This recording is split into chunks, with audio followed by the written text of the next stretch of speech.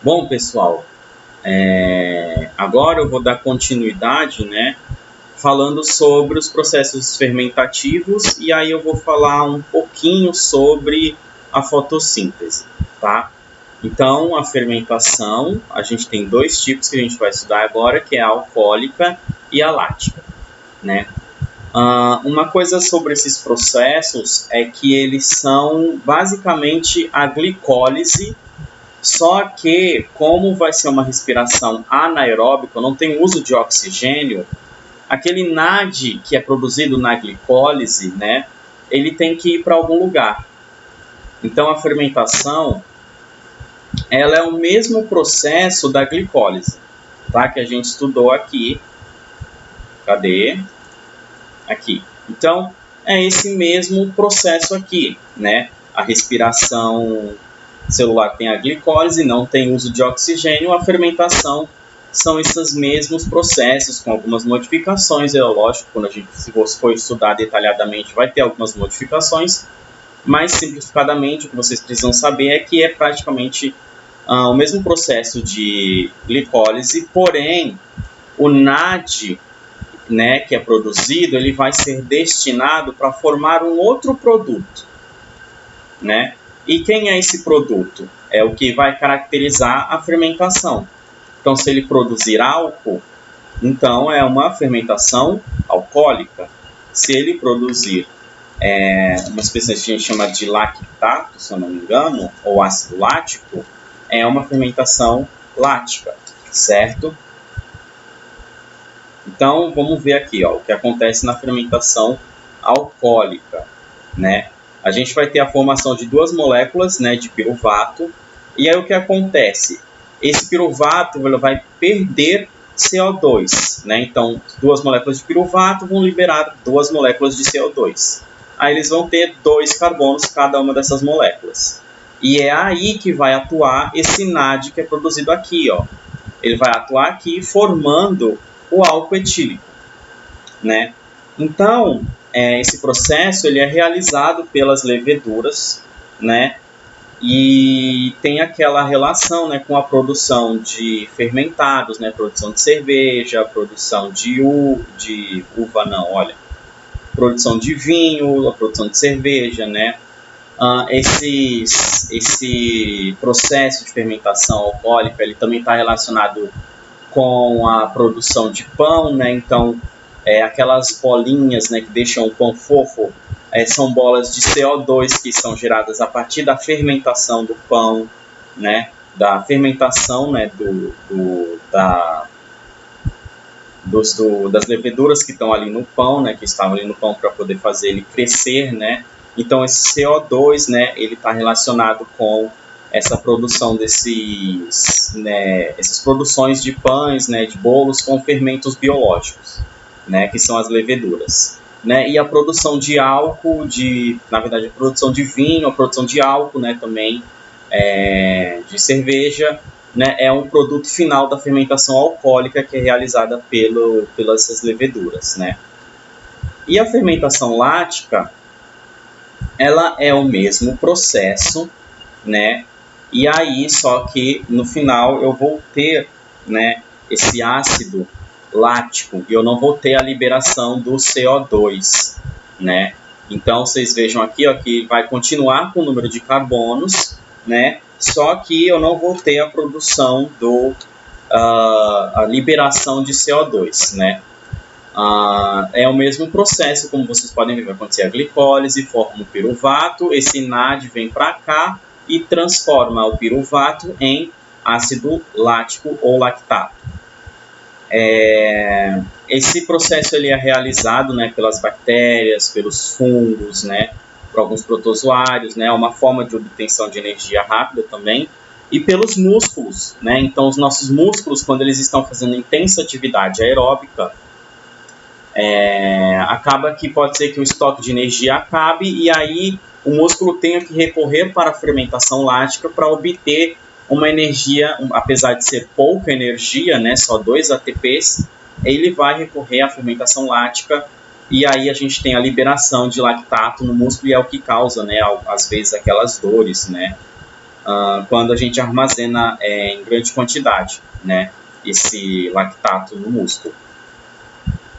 Então aqui a gente tem, né, uma tabelinha com os produtos finais, né, de fermentação alcoólica e lática, álcool etílico, bactérias leveduras e quem realiza, né, esses processos, né, ácido lático e bactérias e células do tecido muscular humano. E aí agora então a gente vai falar basicamente, resumidamente, sobre o processo de fotossíntese, né, é um processo de produção de energia utilizado pelos seres vivos verdes, né, chamados fotossintetizantes, né? E aí esse processo vai acontecer nos cloroplastos, que tem a mesma origem das mitocôndrias por um processo de endossimbiose, só que nesse caso a célula fez endossimbiose de uma bactéria, de uma cianobactéria, desculpa.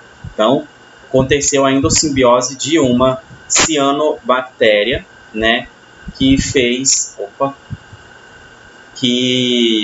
com que tivesse a origem, né, esses cloroplastos, né. Então, aí a clorofila é uma substância que tem no cloroplasto, né, que vai fazer essa absorção e armazenar, né, vai absorver e armazenar a luz solar, que é fundamental para que aconteça o processo de fotossíntese, né. A gente tem, então, o processo que é a fase fotoquímica, que de maneira informal a gente chama de fase clara e fase escura, é a que não tem, né, o uso da luz, mas o mais adequado é falar fase fotoquímica e fase química. Na fase fotoquímica, ela vai acontecer nos tilacoides, né, que são a membrana desses tilacoides aqui, essas estruturas, essas pilinhas verdes, né, são várias pilinhas uma em cima da outra. Na membrana dessas estruturas vai acontecer, né, a absorção dessa luz solar, vai ter a quebra da molécula de água que vai liberar oxigênio, né?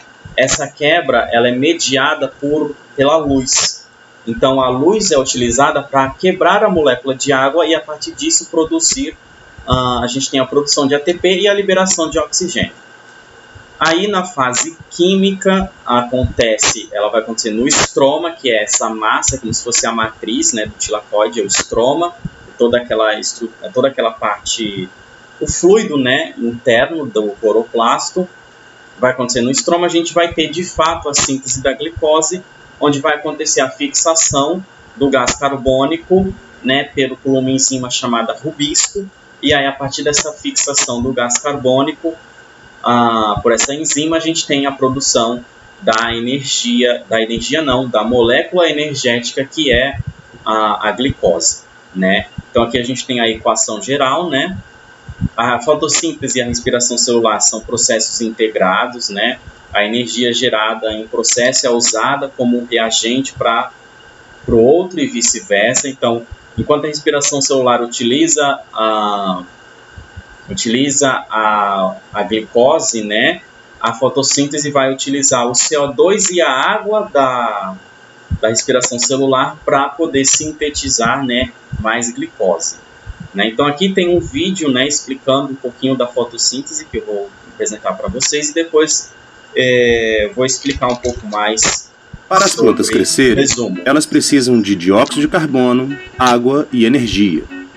Os processos químicos pelos quais as plantas usam esses recursos para produzir a glicose, os blocos construtores das plantas, é chamado fotossíntese. Nesse processo, o gás oxigênio é produzido como um subproduto. A energia para a fotossíntese se origina no Sol e chega à Terra como luz solar. A luz tem uma natureza tanto de onda como de partícula. As partículas, ou fótons, são as menores unidades de luz. Os fótons oscilam ao longo do caminho e podem ser medidos como comprimentos de onda. A luz emitida pelo Sol contém fótons em um amplo espectro de comprimentos de onda, chamado de espectro eletromagnético. Organismos fotossintéticos usam uma porção pequena do espectro eletromagnético, chamado luz visível. Esses organismos contêm pigmentos que facilitam a captura de comprimentos de onda da luz no espectro visível. A cor dos pigmentos se origina dos comprimentos de onda que são refletidos. Plantas são verdes porque refletem os comprimentos de onda amarelo e verde. Os comprimentos de onda vermelho e azul são absorvidos por esses pigmentos e provém a energia que é usada na fotossíntese. Dentro de organismos eucarióticos fotossintéticos, também conhecidos como fotoautotróficos, as reações químicas da fotossíntese ocorrem dentro das células em estruturas especializadas conhecidas como cloroplastos. A fotossíntese consiste em duas sequências de reações, as reações dependentes de luz e o ciclo de Calvin. Dentro dos cloroplastos existem pequenas estruturas em forma de disco chamadas tilacoides, as quais são rodeadas pelo fluido que preenche o cloroplasto, chamado estroma. As reações que sintetizam glicose, o ciclo de Calvin, ocorrem no estroma. As reações dependentes de luz ocorrem no tilacoide. É aqui o início da conversão da energia luminosa em energia química. Na maioria dos organismos fotossintéticos, os tilacoides contêm pares de fotossistemas, chamados de fotossistema 1 e fotossistema 2, que trabalham em sequência para produzir a energia que posteriormente será usada no estroma para produzir açúcares. Os fotossistemas do tilacoide consistem em uma rede de moléculas de pigmentos acessórios e clorofila, as moléculas que absorvem os fótons de luz. Nas moléculas de pigmentos, a energia luminosa absorvida excita os elétrons para uma órbita mais externa. Os fotossistemas canalizam a energia de excitação absorvida pelas moléculas de pigmentos para uma molécula de clorofila do centro de reação, a qual então irá passar os elétrons por uma série de proteínas localizadas na membrana do tilacoide. Os fótons de luz atingem os fotossistemas 1 e 2 simultaneamente. Nós iremos examinar o que acontece com os fótons que atingem o fotossistema 2 primeiro. Os elétrons energizados passam do centro de reação para uma cadeia de transporte de elétrons. Os elétrons perdidos pelo fotossistema 2 são substituídos por um processo chamado de fotólise, que envolve a oxidação de uma molécula de água, produzindo elétrons livres e gás oxigênio. Enquanto o gás oxigênio é um subproduto da fotossíntese, este é importante para as vias da respiração celular. À medida que os elétrons passam pela cadeia de transporte de elétrons, a energia do elétron é usada para bombear íons de hidrogênio do estroma para o tilacoide, criando um gradiente de concentração. Esse gradiente permite o funcionamento de uma proteína chamada ATP sintase, que fosforila o ADP para ATP. Os elétrons de baixa energia que saem do fotossistema 2 são entregues ao fotossistema 1.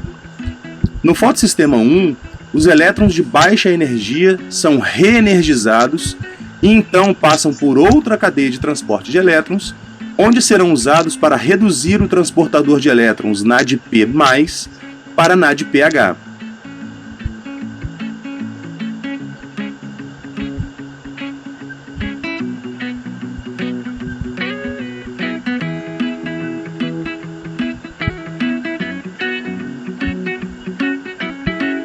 Quando os cloroplastos recebem um suprimento satisfatório de fótons, as moléculas de NADPH e ATP são rapidamente utilizadas para os processos metabólicos do estroma. Portanto, o ATP e o NADPH, formado durante as reações dependentes de luz, são usadas no estroma como combustíveis para as reações do ciclo de Calvin. O ciclo de Calvin consiste em uma série de reações que reduzem dióxido de carbono para produzir o carboidrato gliceraldeído 3-fosfato. O ciclo consiste em 3 passos, o primeiro sendo a fixação do carbono.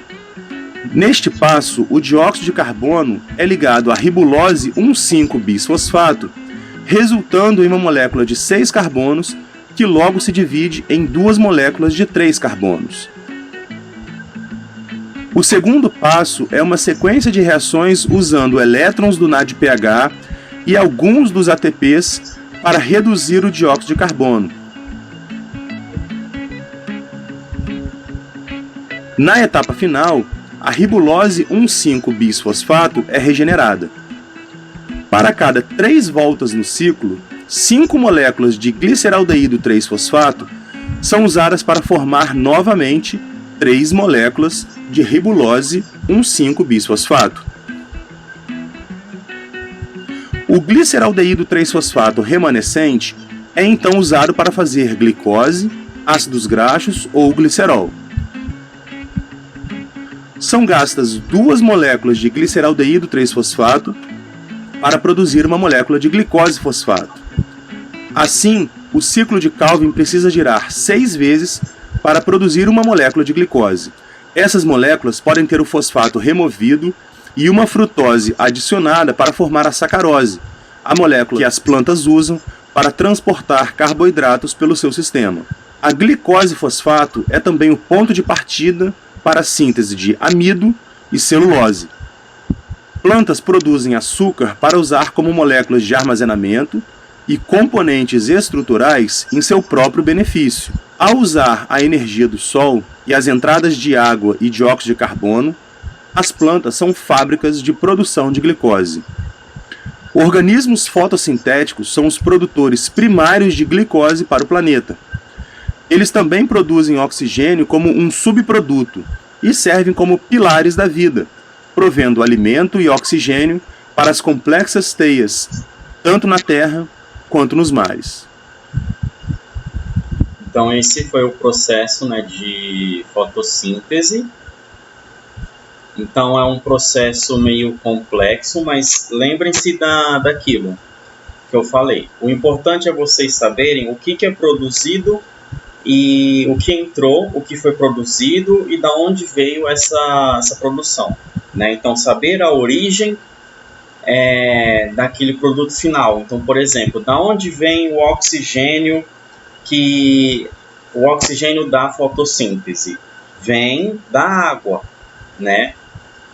A planta não transforma o CO2 em oxigênio. Ela pega a água e transforma ela, a partir da fotólise, vai transformar ela em oxigênio. O CO2 vai atuar no processo fazendo o ciclo de Calvin rodar e aí produzir a molécula de